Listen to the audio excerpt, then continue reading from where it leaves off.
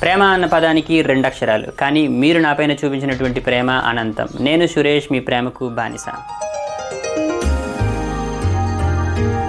What is syntax? Syntax అంటే ఏమిటి? Syntax అంటే ఏంటో తెలుసుకోవాలి అనుకోనంటే ఫస్ట్ మనకి ప్రోగ్రామ్ అంటే ఏంటో తెలియాలి. ప్రోగ్రామ్ అంటే ఏంటి? It is set of instructions used to perform A task అనమాట. దీని గురించి మనం ఆల్రెడీ డిస్కస్ చేసాం. ఓకే, ఇప్పుడు మీరు ఈ ప్రోగ్రామ్ చూసుకుంటే ఇందులో మనకి సెట్ ఆఫ్ ఇన్స్ట్రక్షన్స్ ఉన్నాయి. అండ్ దీని యొక్క ఉపయోగం ఏంటి?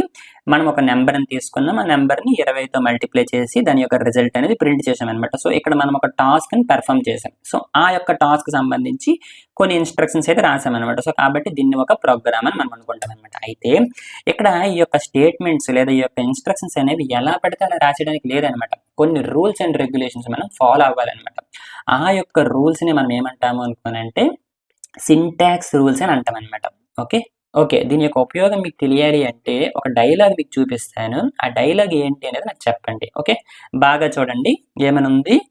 నక్కల కొడదాం భీం పద, ఈ బద్దలు సేపు వేట కుంభస్థలాన్ని ఎంత. ఓకే, ఫస్ట్ టైం చూస్తున్నప్పుడు మనకి ఏమీ అర్థం కాదు, కానీ RRR సినిమా చూసిన వాళ్ళకి కొంచెం అర్థమవుతుంది అనమాట. నిజానికి ఇది ఏమిటి? భీమ్ ఈ నక్కల వేట ఎంతసేపు, కుంభస్థలాన్ని బద్దలు కొడదాం పద అనేది యాక్చువల్ డైలాగ్ అనమాట. కానీ సేమ్ పదాలనే డిఫరెంట్ ఆర్డర్లో పెట్టేసరికి మనకి పలకడానికి కష్టమయ్యింది. దాన్ని మనం అర్థం చేసుకోలేకపోయామన్నమాట.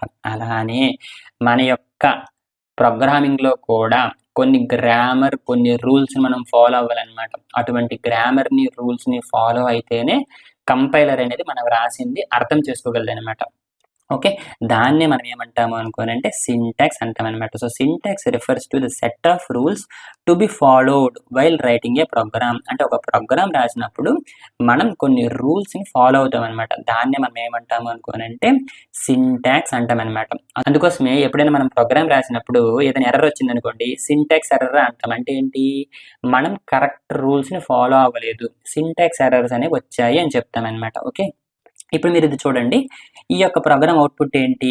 ఎర్రర్ వస్తుంది. ఎందుకంటే ఈ యొక్క ప్రింట్ఎఫ్ అనేది ఏదైతే ఉందో అందులో మనం ఒక స్ట్రింగ్ అయితే ఇచ్చాం, కానీ దీన్ని మనం డబుల్ కొటేషన్స్లో పెట్టలేదు. అంటే మనం ఒక రూల్ని ఫాలో అవ్వలేదు. అందుకోసం మనం దీన్ని ఏమంటాం అనుకోనంటే సింటాక్స్ ఎర్రర్ అంటాం అనమాట. ఇక్కడ మనకి ఎర్రర్ ఏమొచ్చింది? వెల్కమ్ అన్డిక్లేర్డ్ అని చెప్పేసి. ఇక్కడ మనం దీన్ని డబుల్ కొటేషన్స్లో ఇవ్వలేదు కాబట్టి ఈ యొక్క వెల్కమ్ అనేది ఒక వేరియబుల్ అని అనుకుంటుంది అనమాట. అందుకోసమే దీన్ని మనం డిక్లేర్ చేయలేదు అని మనకి డైరెక్ట్గా చెప్తుంది. కాకపోతే ఈ యొక్క ఎర్రర్ రావడానికి కారణం ఏంటి?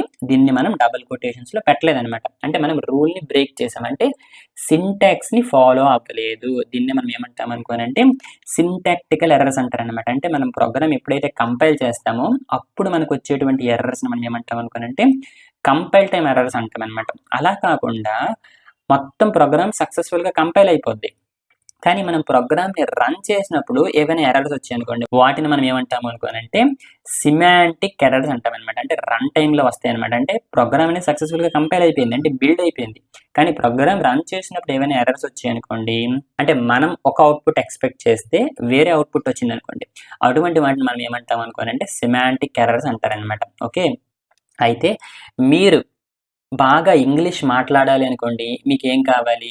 ఆల్ఫాబెట్స్ అనేవి కావాలి, అంతే కదా? Alphabets are the pillars to learn English language అనమాట. అలానే ఏదైనా ప్రోగ్రామింగ్ లాంగ్వేజ్ నేర్చుకోవడానికి మీకు కావాల్సినటువంటి పిల్లర్ ఏంటి అనుకోనంటే క్యారెక్టర్ సెట్ అనమాట. ఓకే, సో ఇప్పుడు మనం క్యారెక్టర్ సెట్ గురించి డిస్కస్ చేద్దాం.